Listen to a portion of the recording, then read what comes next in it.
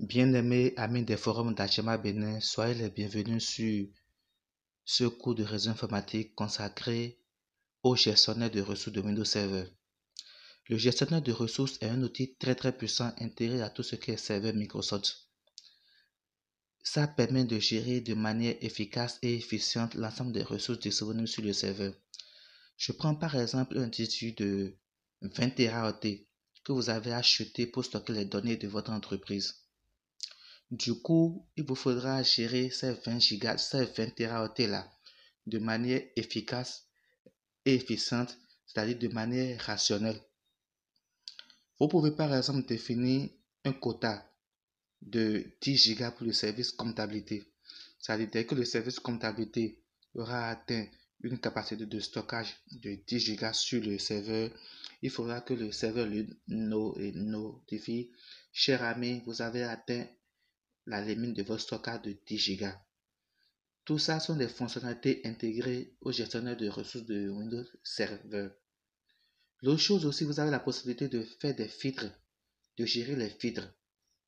Le filtrage se fait sur les fichiers. Si le service comptabilité a un quota de 10 gigas, c'est une bonne chose. Mais il faut également aussi filtrer ce qui stocke sur le serveur. Je ne sais pas pourquoi un comptable ira stocker des films sur le serveur. Je ne sais pas pourquoi un comptable ira stocker des menus sur un serveur. Ça va vous surcharger le serveur inutilement et vous allez perdre du stockage. Ce sera du gâchis. Donc, les filtres de fichiers sont vraiment utiles et indispensables sur un serveur Windows. Donc, vous pouvez filtrer en dehors même du quota que vous avez affecté à un utilisateur. Vous pouvez filtrer les fichiers qui stockent sur le serveur. S'il stocke des fichiers test, le serveur va accepter de stocker. S'il envoie des fichiers PDF, des Word, des fichiers qui émanent de ces applications de comptabilité, le stock va accepter ça. Mais si se hasardait à envoyer une vidéo sur le serveur, un format MP4 par exemple, le serveur doit lui dire: ce type de fichier n'est pas autorisé pour cet utilisateur-là.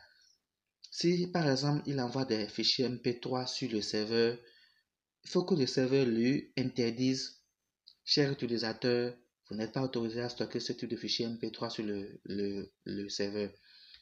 Donc, ça fait partie des exemples des outils intégrés au gestionnaire de ressources de Windows Server. Autre bonne nouvelle encore, si vous êtes un administrateur réseau et que vous gérez l'entreprise d'une autre personne, il vous faut générer des rapports. Donc, vous avez travaillé dans l'entreprise pendant un mois. Vous présentez un rapport de gestion au propriétaire de l'entreprise. Donc, il faut que le gestionnaire de ressources vous fournisse un rapport sur les utilisateurs qui ont ouvert un dossier peut-être à telle date et vous fournit un rapport de stockage.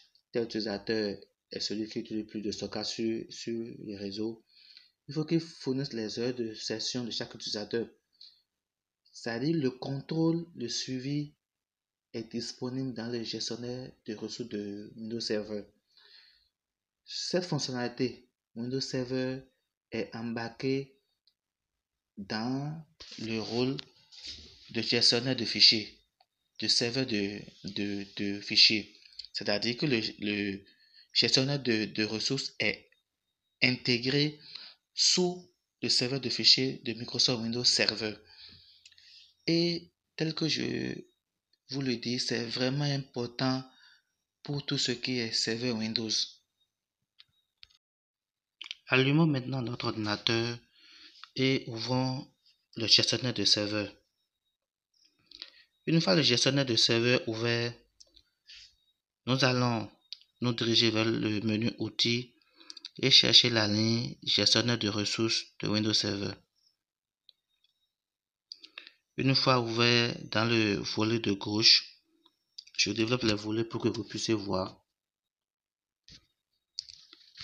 Le premier volet qui est à gauche porte le nom de quota. Tel que je l'avais dit, ça permet de définir des limites de stockage. Ensuite, vous avez les filtres. Ça permet de filtrer les types de fichiers que l'utilisateur peut stocker sur le serveur. En dehors de ça, vous avez aussi le menu qui engendre les rapports.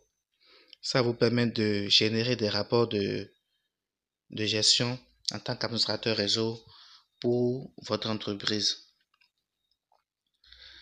Donc, en résumé, c'est un outil très puissant qui est déjà intégré à tout ce qui est serveur Windows. Je vous invite à l'installer sur tout ce qui est serveur.